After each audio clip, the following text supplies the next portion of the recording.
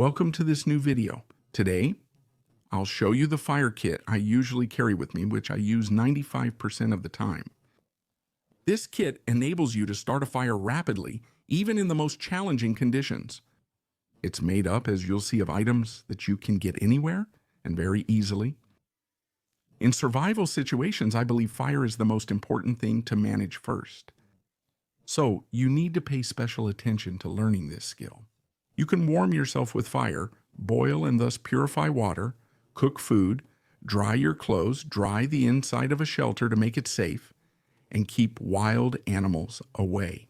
Or you can also use it to light up the night instead of spending a night in a place you don't know, completely in the dark, which is very anxiety-inducing. So there are many vital reasons to quickly have a fire in survival conditions. So this system, as we'll see, isn't a revolutionary system, but it's a system that's been proven over the long term. You won't find this method in survival manuals or online, especially not in the simple, robust, and reliable way I'm about to demonstrate. I'm not the only user, but to my knowledge, it has never been shared publicly. So it's a system that I've tested in tropical areas, in very humid maritime environments all the time, and it has never let me down. We're taking a simple BIC lighter and adding a few elements to transform it into an all-terrain system. Why BIC lighters? You'll find them everywhere on the planet. They're good lighters, very cheap, simple, very reliable, and often repairable. However, we still have 4 or 5 problems with the basic BIC lighter. Gas loss, humidity, and cold will cause it to malfunction. But we also have the inability to comfortably keep a flame going for 2 or 3 minutes. To light wood that's hard to ignite, for example. We also have the fact that it spills on water surfaces when it's full. We must address all these issues. First thing now, I'm adding some tape here, which will serve as my fire starter. So this is very classic, of course, but in an emergency. When you have wet wood in particular, it helps to be more effective in starting a fire. If you choose your tape well, you'll easily have enough by tearing off a small piece. 1 or 2 minutes of flames, and that will give you enough time for a good start with your kindling.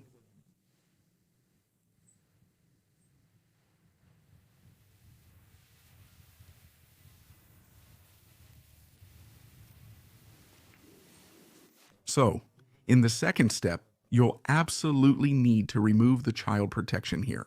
So there are 2 reasons for that. The first is that in a fairly humid environment, there's always a risk that some moisture will get trapped under this protection, especially if your lighter, even when protected, has been submerged for a certain amount of time. Secondly, if you only need to use the lighter to create a spark when it has run out of gas, for example, well, you'll see that if you remove the child's safety, the spark will be of much better quality, and that will make a difference when lighting a fire starter. So now, the highlight of this kit is this little piece of rubber that I'm sure you all recognized. So it's one of the fingers that you cut off from regular cleaning gloves. This will allow you to make the lighter completely waterproof and at a low cost. So it can also be replaced by rubber balloons, which are even more waterproof, even better in terms of sealing. But on the other hand, they will be less sturdy, less durable. So to prevent gas leaks, now we also cut a small strip from the glove in order to block the lighter's push button. So it's an additional element.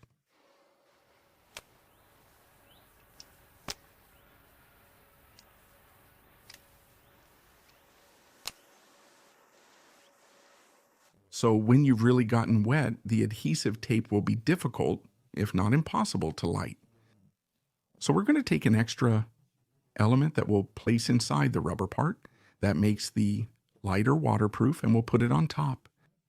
So that's what we'll call the fire starter, the primer or the tinder. So what I use most often, which is also very classic and gives very good results, it's a piece of cotton, medical cotton, absorbent cotton, the kind you find in every first aid kit. So this cotton, we're going to soak it in a fatty substance, and I most often use lip balm. But you can use any fatty substance, cooking oil, butter, whatever you want. Be careful with oils. If they soak the cotton too much, the cotton won't catch from the spark. That's why, in my opinion, lip balm is still better. So this initiator will be useful in two specific cases.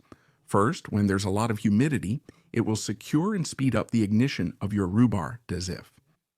But also, when you run out of gas or the gas is too cold to ignite properly, the initiator will ignite with just a simple spark. These situations are quite rare and based on experience. With the rubber sealing system and the push-button locking system of the lighter, cotton wicks will be used very rarely. That's why it's not necessary to carry a large quantity with you. But it's good to be ready for anything. Of course, all the other fire starters we know can be used, but they are often sensitive to moisture and may not be easily found in the area where you are. So, the more knowledge you have about fire starters, the easier it will be for you to start a fire. High-quality technical lighters exist but are often costly and require effort to acquire. There are waterproof boxes for lighters too, or other gadgets that are sometimes good products. You can also get good waterproofing with bicycle inner tube. Finding the right one isn't always easy. You must put in effort to get it. Here we have an efficient, ultra-simplified system that's easy to get anywhere. I'm sure many of you have all these items at home and can instantly make a reliable, completely waterproof, and long-lasting fire kit.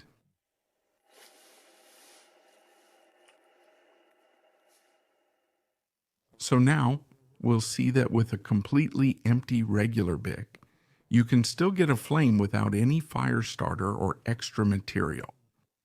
This is an ultimate technique that you won't use very often, especially if you have a kit like the one I showed you, but it could eventually get you out of a tough spot. So it's always useful to know it. So first, we're going to scrape our Bic a little bit. So obviously you can do this with a knife, but with any somewhat sharp stone, you can see that it works too. So once the plastic shavings are made, you're going to gently work on the wheel of your lighter, like I'm doing, without creating any sparks, in order to make a fine powder from the lighter flint. Now, the chemical composition of lighter flint is a mixture of iron, magnesium, and rare earth elements. Ferrocerium that fire steels are made of. Actually, it's the same thing. So this ferrocerium, or this lighter flint, when it's in a very fine powder, it will behave like magnesium, which ignites instantly at the slightest spark. And that's going to serve as your fire starter. So let's take a look at that right now. There you go. Once you've turned the wheel for about 3 minutes, you'll have enough lighter stone powder. And you spread it out gently over the plastic shavings.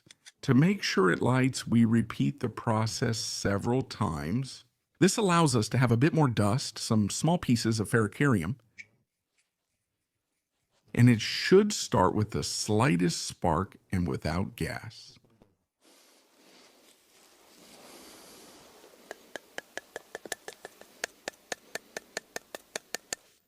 So now we'll see how to get a flame with just a simple spark.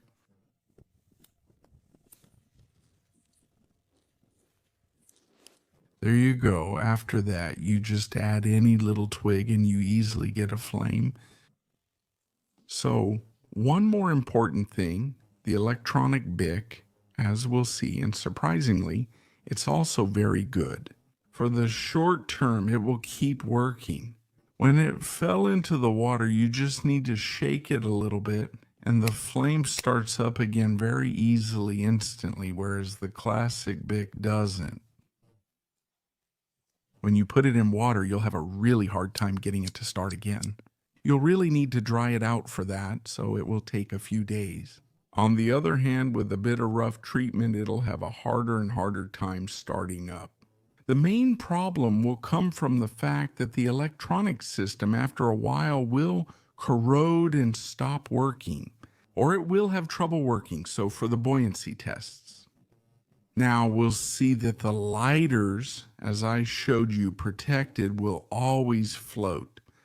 When it falls into the water, whether it's an electronic lighter or a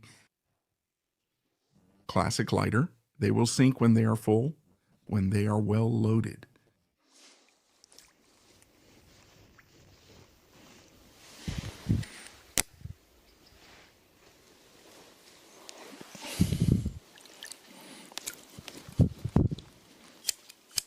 Additionally, an electronic BIC won't provide a fully complete system because you don't have the possibility to get a sufficient spark.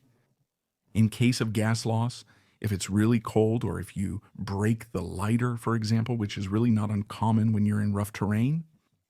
So there are situations where we'll be limited and where the first system will remain the best. So for fairly short outings, in the end, the electronic BIC can be a good alternative. Very simple, without any gimmicks, also inexpensive and quite reliable if you check it well from the start.